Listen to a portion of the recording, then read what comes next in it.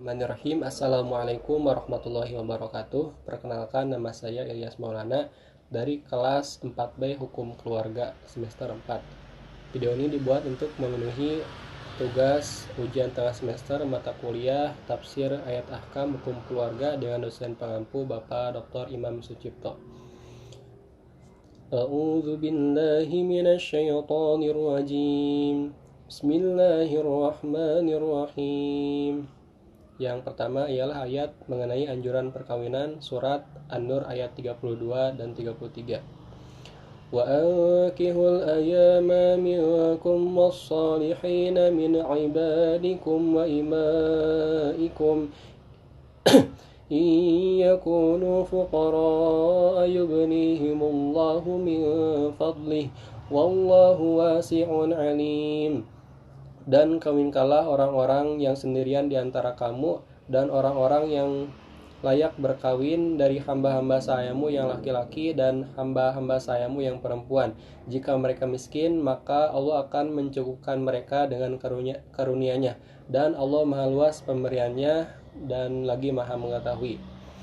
وَلْيَسْتَعْفِفِ الَّذِينَ لَا يَجِدُونَ نِكَاحًا حَتَّى يُغْنِيَهُمُ اللَّهُ مِنْ فَضْلِهِ وَالَّذِينَ يَتَّبِعُونَ الْكِتَابَ مِمَّا مَلَكَتْ أَيْمَانُكُمْ فَكَاتِبُوهُمْ إِنْ عَلِمْتُمْ فِيهِمْ خَيْرًا وَآتُوهُمْ مِمَّا لِلَّهِ الَّذِي آتَاكُمْ ولا تكرهوا فتياتكم على البغاء إن أردنا تحصنا لتبتغوا أرض الحياة الدنيا ومن يكرهن فإن الله من بعد إكراههن غفور رحيم. Artinya, dan orang-orang yang tidak mampu kawin hendaklah mereka menjaga kesucian dirinya, sehingga Allah memampukan mereka dengan karunia-Nya. Dan budak-budak yang kamu miliki yang memiliki perjanjian, hendaklah kamu buat perjanjian dengan mereka. Jika kamu mengetahui ada kebaikan pada mereka, maka berikanlah kepada mereka sebagian dari harta Allah yang dikaruniakan kepadamu. Dan janganlah kamu paksa budak-budak wanitamu untuk melakukan pelacuran sedang mereka sendiri menginginkan kesucian, karena kamu hendak mencari keuntungan duniawi. Dan barang siapa yang memaksa mereka, maka sungguhnya Allah Maha Pengampun lagi Maha Penyayang kepada mereka sudah mereka dipaksa itu. Lalu mengenai tujuan perkawinan, surat Ar-Rum ayat 20-21. وَمِنْ آيَاتِهِ أَنْ خَلَقَكُمْ مِنْ تُرَابٍ ثُمَّ إِذَا أَنْتُمْ بَشَرٌ تَنْتَشِرُونَ. Dan di antara tanda-tanda kekuasaannya, Dia menciptakan kamu dari tanah, kemudian tiba-tiba kamu menjadi manusia yang berkembang biak. وَمِنْ آيَاتِهِ أَنْ خَلَقَ لَكُمْ مِنْ أَنْفُسِكُمْ أَزْوَاجًا لِتَسْكُنُوا إِلَيْهَا وَجَعَلَ بَيْنَكُمْ مَوَدَّةً وَرَحْمَةً إِنَّ فِي ذَلِكَ لَآيَاتٍ لِقَوْمٍ يَتَفَكَّرُونَ. Artinya, dan di antara tanda-tanda kekuasaannya ialah Dia menciptakan kamu untukmu dan istri-istri dari jenismu sendiri, supaya kamu cenderung merasa tentram kepadanya dan dijadikannya di antara kamu rasa kasih dan sayang. Sungguhnya pada yang demikian itu benar-benar terdapat tanda-tanda kekuasaan Allah bagi kaum yang berfikir. Kemudian mengenai wanita-wanita yang haram dinikahi, surat Al-Baqarah ayat 221 dan surat An-Nisa ayat 22-24. وَلَا تَنكِحُوا الْمُشْرِكَاتِ حَتَّى يُؤْمِنْ وَلَعَبْدٌ مُؤْمِنٌ خَيْرٌ وَلَا تُنكِحُوا الْمُشْرِكَاتِ حَتَّى يُؤْمِنْ وَلَأَمَةٌ مُؤْمِنَةٌ خَيْرٌ مِّن مُّشْرِكَةٍ وَلَوْ أَعْجَبَتْكُمْ وَلَا تُنكِحُوا الْمُشْرِكِينَ حَتَّى يُؤْمِنُوا ولعبد مؤمن خير من مشرك ولو أعجبكم أولئك يدعون إلى النار والله يدعو إلى الجنة والمغفرة بإذنه ويبين آياته للناس لعلهم يتذكرون. Dan janganlah kamu menikahi wanita-wanita yang musyrik sebelum mereka beriman, karena sungguhnya wanita budak yang mukmin lebih baik daripada wanita musyrik. Dan janganlah, walaupun dia menarik hatimu, dan janganlah kamu menikahi orang-orang musyrik dengan wanita mukmin sebelum mereka beriman. Sungguhnya budak mukmin yang beriman lebih baik dari orang musyrik meskipun dia menarik hatimu. Mereka mengajak kepada neraka, sedangkan Allah mengajak kepada surga dan ampunan dengan izinnya. Dan Allah menerangkan ayat-ayatnya kepada manusia supaya mereka mengambil pelajaran. ولا تنكحوا ما نكح آباؤكم من النساء إلا ما قد سلف إنه كان فاحشة ومقتا وساء سبيلا. Dan janganlah kamu mengawini wanita-wanita yang telah dikawini oleh ayahmu terkecuali pada masa yang telah lampau. Sungguhnya perbuatan itu amat keji dan dibenci Allah, dan seburuk-buruknya jalan yang ditempuh. حرمت عليكم أمهاتكم وبناتكم وأخواتكم وعماتكم وخالاتكم وبنات الأخ وبنات الأخت وأمهاتكم اللاتي أرضعنكم وأخواتكم من الرضاعة وأمهات نسائكم وربائكم التي في حجوركم من نسائكم اللاتي دخلتم بهن فإن لم تكونوا دخلتم بهن فلا جناح عليكم وحلائل أبنائكم الذين من أصلابكم وأن تجمعوا بين الأختيين إلا ما قد سلف إن الله كان غفورا رحيما.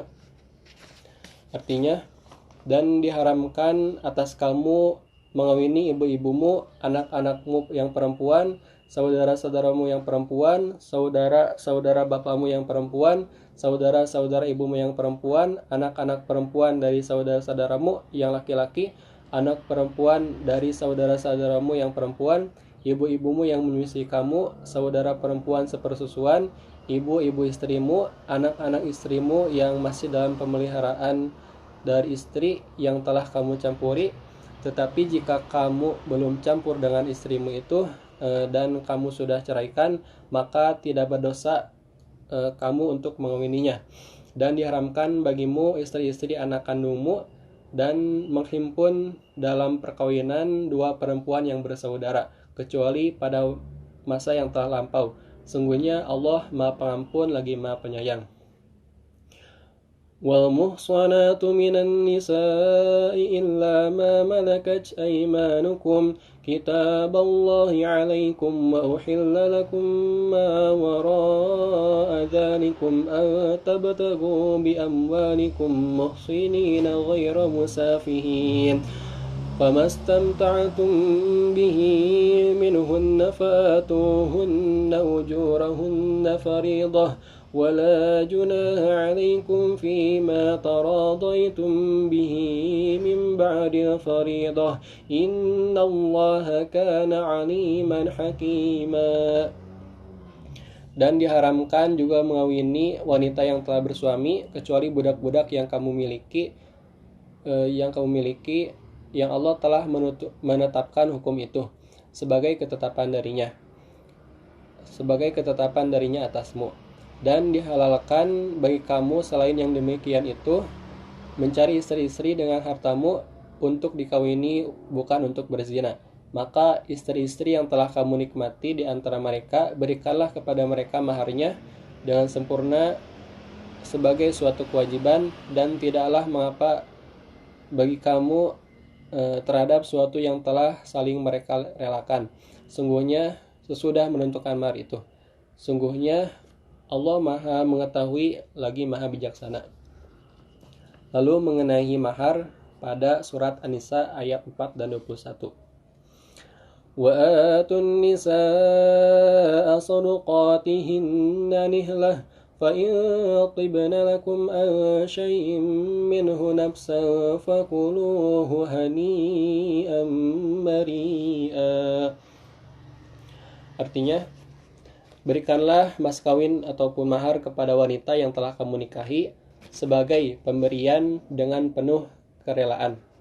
Kemudian jika mereka menyerahkan kepada kamu sebagian dari mas kawin itu dengan senang hati, maka terimalah pemberian itu sebagai makanan yang sedap bagi dan baik bagi akibatnya.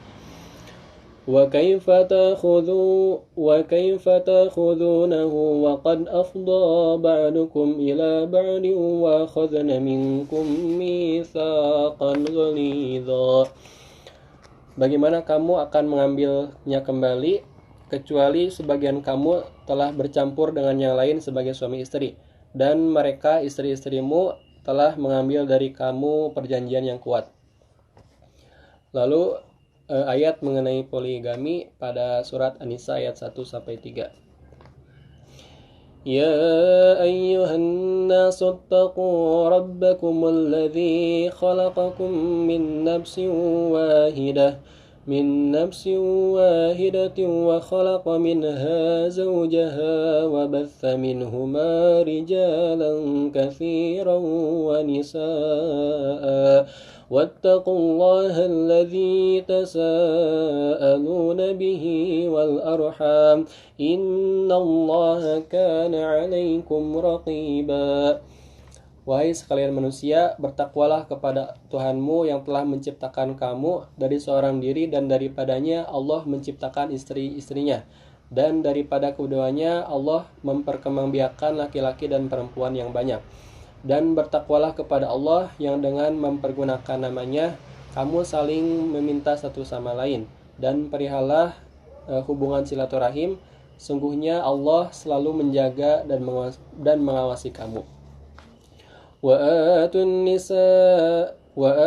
اليتامى أموالهم ولا تتبدلوا الخبيث بالطيب ولا تأكلوا أموالكم إلى أموالكم إنه كان حوبا كبيرا. Dan berikanlah kepada anak-anak yatim yang sudah balik harta mereka, dan janganlah kamu menukar yang baik dengan yang buruk, dan janganlah kamu makan harta mereka bersama dengan hartamu. Sungguhnya tindakan-tindakan menukar makanan itu adalah dosa yang besar. Wa in khiftum alla tuqsitu fil yatama fankihu ma taba lakum minan nisa'i mathna wa thulatha wa ruba'. فإن خفتم ألا تعدلوا فواحدة أو ما ملكت أيمانكم كذلك أدنى ألا تعولوا.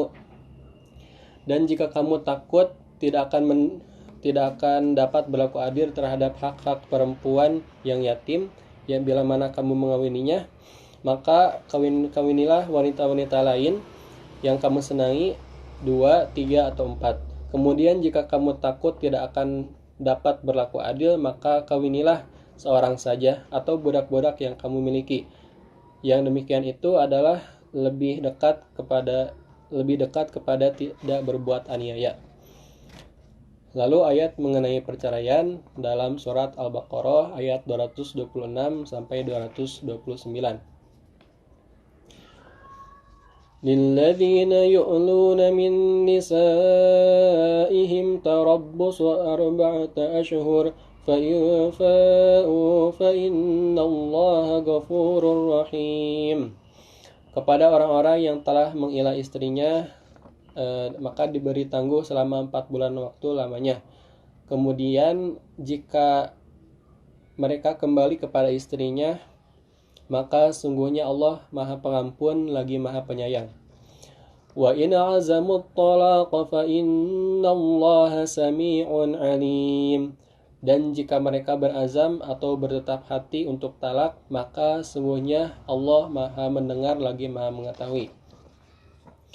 وَالْمُطَلَّقَاتُ يَتَرَبَّصْنَ بِأَنفُسِهِنَّ ثَلَاثَةَ قُرُوءٍ ولا يحل لهن أن يكتمن ما خلق الله في أرحامهن إن كن يؤمن بالله واليوم الآخر وبعولتهن أحق بردهن في ذلك إن أرادوا إصلاحا ولهن مثل الذي عليهن بالمعروف وللرجال عليهن درجة والله عزيز حكيم.